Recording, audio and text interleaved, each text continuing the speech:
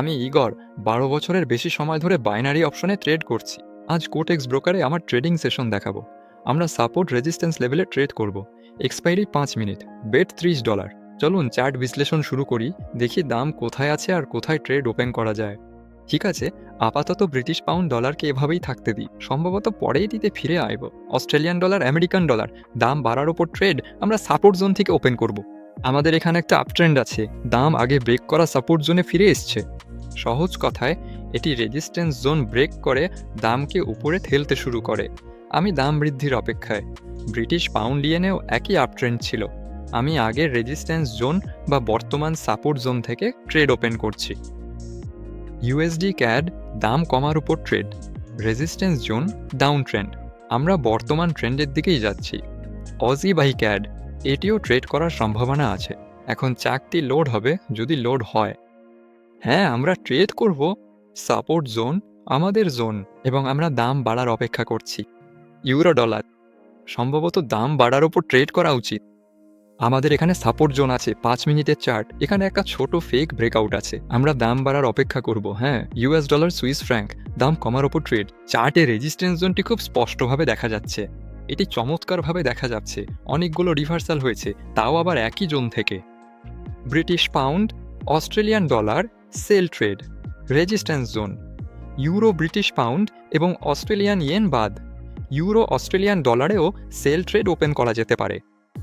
এখানেও একই resistance zone আছে, তবে ট্রেন্ড বদলাতে পারে, যা শীঘ্রই বোঝা যাবে।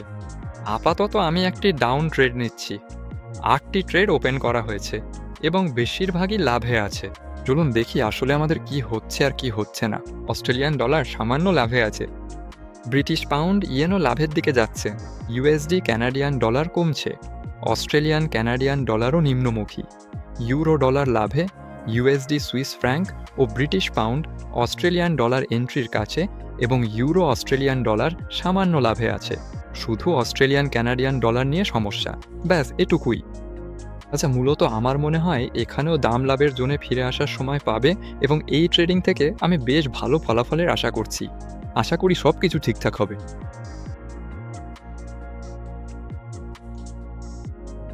দাম কিছুটা অপ্রত্যাশিতভাবে ঘুরে গেছে, এটা ভালো নয়। সব কিছু লাভে থাকলেও এখন সবই লসে। ইউএস ডলার কানাডিয়ান ডলারের পতন কাটিয়ে ঘুরে দাঁড়িয়েছে, আর ইউএস ডলার, সুইস ফ্র্যাঙ্কও এখন লোকসানে আছে। আমার ওপেন পজিশনগুলোর বিপরীতে অপ্রীতিকর ইম্পালসের মুখে পড়েছি এবং বোঝা যাচ্ছে না কিভাবে ক্লোজ হবে, তবে সেগুলো এই মুহূর্তেই ক্লোজ হতে শুরু করবে। এখানে প্রথম ট্রেড বন্ধ হতে মাত্র 13 সেকেন্ড বাকি। এখনই আমরা ফলাফল জানতে পারবো। 3 সেকেন্ড, অস্ট্রেলিয়ান ডলার শেষ পর্যন্ত ট্রেডটি লাভে বন্ধ হচ্ছে, ভালো। ব্রিটিশ পাউন্ড ইয়েন, এখানে দামের গতিবিধি আরও আত্মবিশ্বাসী।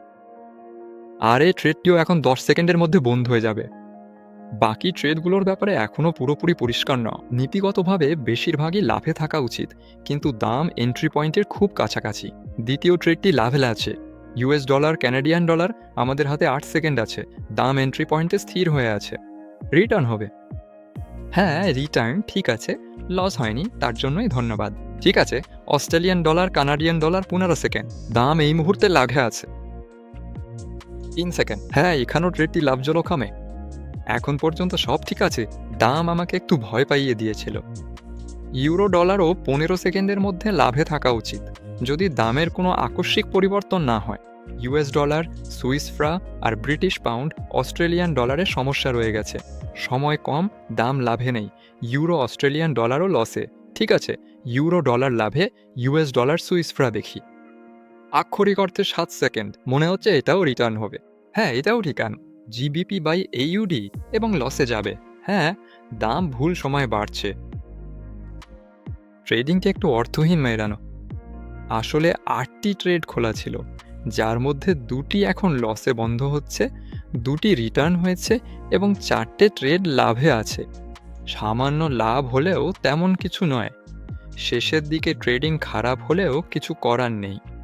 ক্লিন চার্টে সাপোর্ট রেজিস্ট্যান্স ব্যবহার করে এন্ট্রি পয়েন্ট খোঁজার পদ্ধতি জানতে ডেসক্রিপশনে আমার ব্যবহৃত টিউটোরিয়াল লিঙ্কগুলো দেখুন। পড়ুন, দক্ষতা বাড়ান এবং চ্যানেলে সাবস্ক্রাইব করুন। লাইক দিন, কমেন্ট করুন। সবার ট্রেডিং সফল হোক। সবাইকে বিদায়।